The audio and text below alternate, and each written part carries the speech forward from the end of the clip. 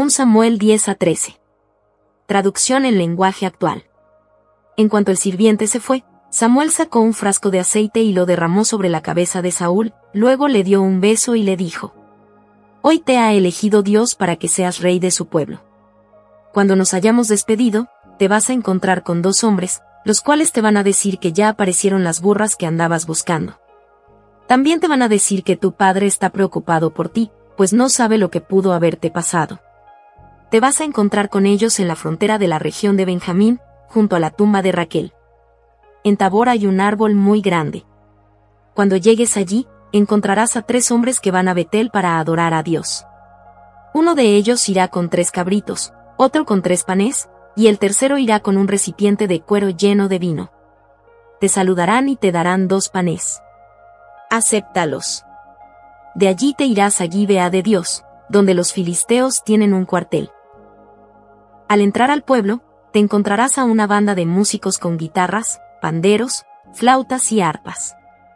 Detrás de esa banda verás a un grupo de profetas que bajan del santuario y que van dando mensajes de parte de Dios. En ese momento el Espíritu de Dios vendrá sobre ti y te pondrás a profetizar junto con ellos. A partir de entonces, tu vida cambiará por completo. Una vez que se cumpla todo esto que ahora te digo, podrás hacer lo que quieras, porque Dios estará contigo.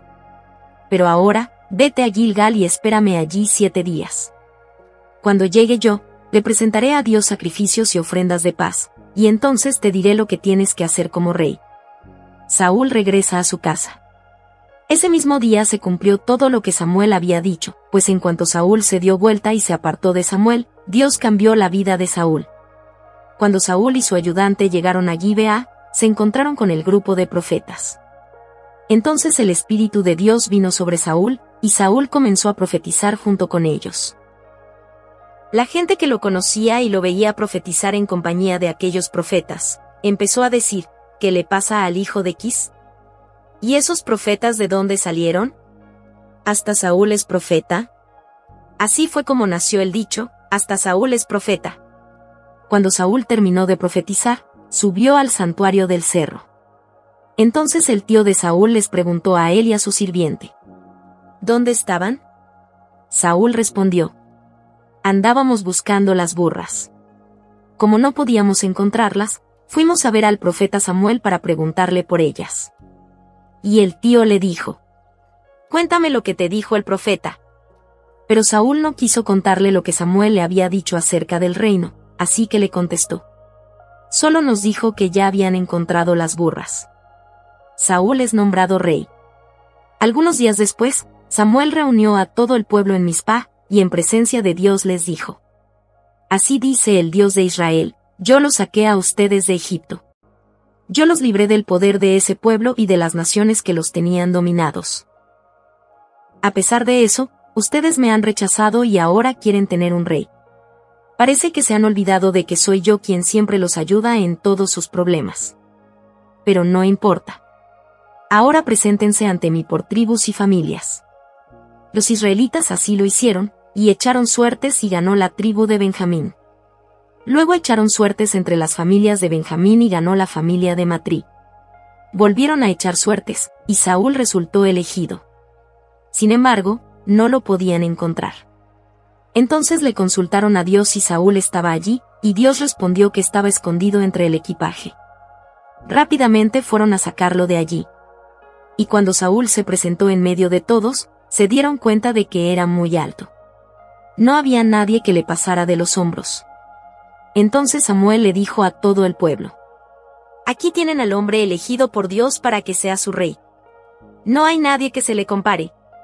Los israelitas gritaron a una voz: ¡viva el rey! Luego Samuel les explicó cuáles eran los derechos del rey, y los escribió en un libro que puso en el santuario de Dios. Después de eso, Samuel les dijo que regresaran cada uno a su casa. También Saúl se fue a Gibea, donde vivía, y Dios hizo que un grupo de valientes lo siguiera.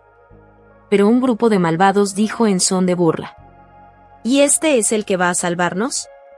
Y como pensaban que Saúl no servía para rey, no le dieron ningún regalo. A pesar de ello, Saúl no dijo nada. Saúl derrota a los amonitas. Un hombre llamado Nas, jefe de los amonitas, se preparó para atacar la ciudad israelita de Jabes de Galaad. La rodeó con su ejército, pero los habitantes de la ciudad le mandaron a decir: no queremos guerra. Preferimos hacer un arreglo contigo, aunque tengamos que ser tus esclavos. Nas les contestó: acepto el arreglo, con la condición de que me dejen sacarle el ojo derecho a cada uno de ustedes. Así me burlaré de todo Israel. Los representantes de Jabes le pidieron un plazo de 7 días para enviar mensajeros por todo Israel y pedir ayuda. Se comprometieron a rendirse si nadie venía en su ayuda. Cuando los mensajeros dieron la mala noticia en Gibeá, que era donde vivía Saúl, toda la gente comenzó a llorar a gritos. En ese momento Saúl volvía del campo, donde había estado preparando el terreno para la siembra, y preguntó: ¿qué le pasa a la gente? ¿Por qué llora? Cuando le contaron lo que pasaba en Jabes, el Espíritu de Dios vino sobre él, y Saúl se enfureció.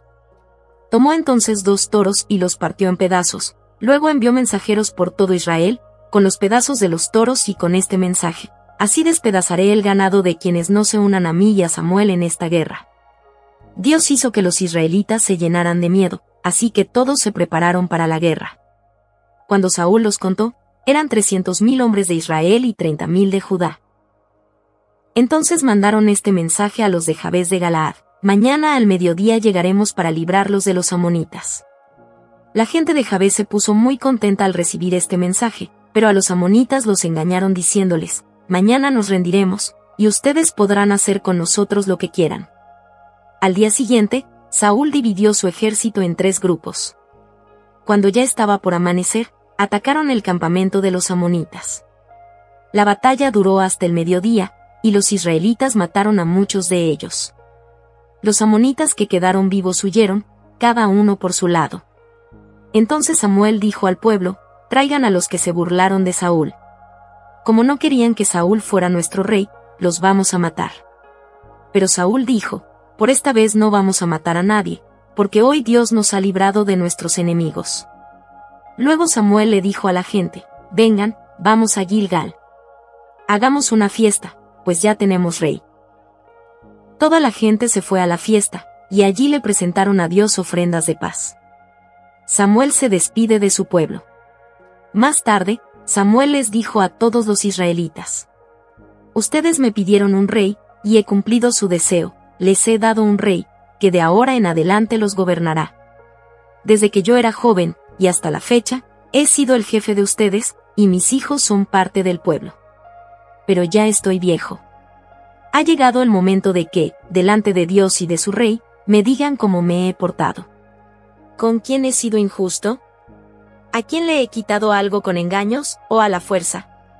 ¿De quién he recibido dinero para cometer injusticias? ¿A quién le he robado su buey o su burro? Si algo de esto he cometido contra cualquiera de ustedes, este es el momento de decirlo, este es el momento de acusarme. Así pagaré mis deudas. Pero ellos le respondieron: jamás nos has robado.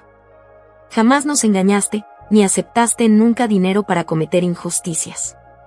Entonces Samuel les dijo: Dios y el rey que él ha elegido son testigos de que ninguno de ustedes me acusa de nada.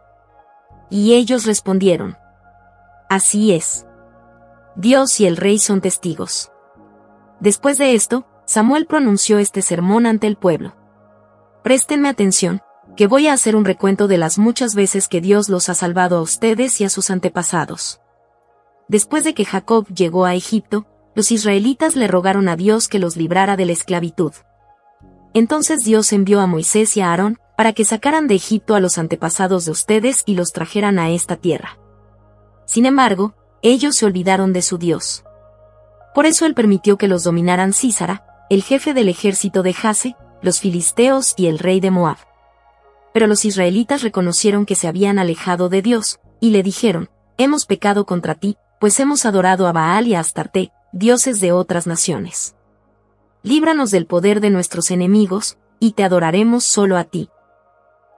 Dios envió entonces a Jerubbaal, a Bedán y a Jefté, y también a mí, para librarlos del poder de sus enemigos. Por eso ahora ustedes viven en paz.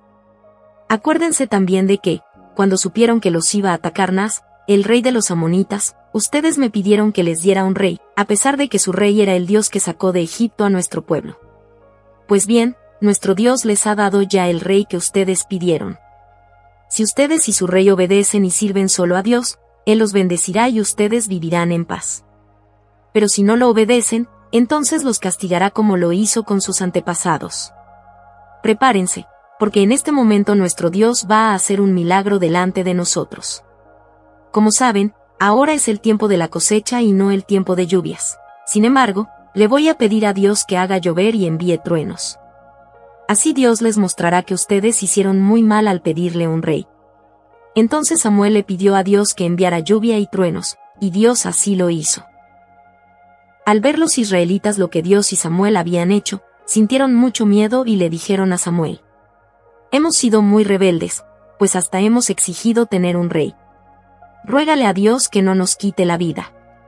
Y Samuel les contestó: «No tengan miedo. Aunque han hecho mal, no dejen de obedecer y amar a Dios, al contrario, sírvanle de buena gana y no adoren a esos ídolos huecos y vacíos que no pueden hacerles bien ni ayudarlos. Dios no los rechazará a ustedes, pues quedaría mal ante los otros pueblos. Además, Él quiso que ustedes fueran suyos.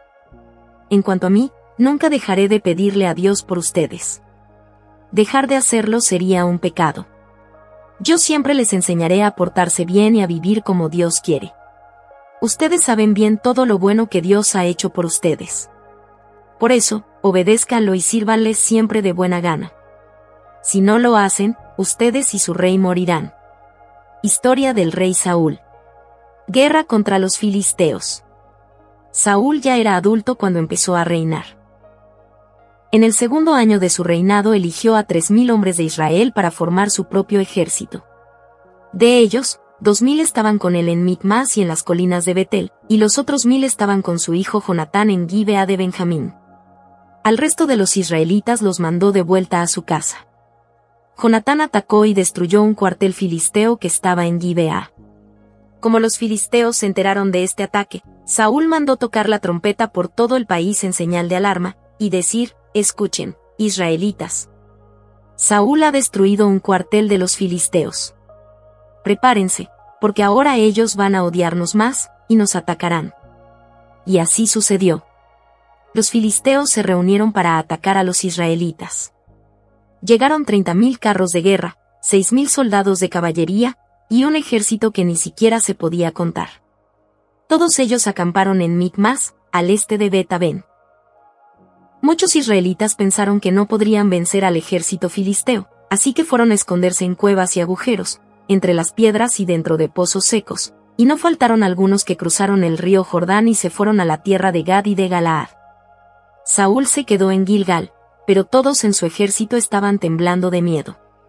Allí en Gilgal Saúl esperó a Samuel 7 días, para que presentara las ofrendas y los sacrificios, pues antes de eso no podían empezar la batalla.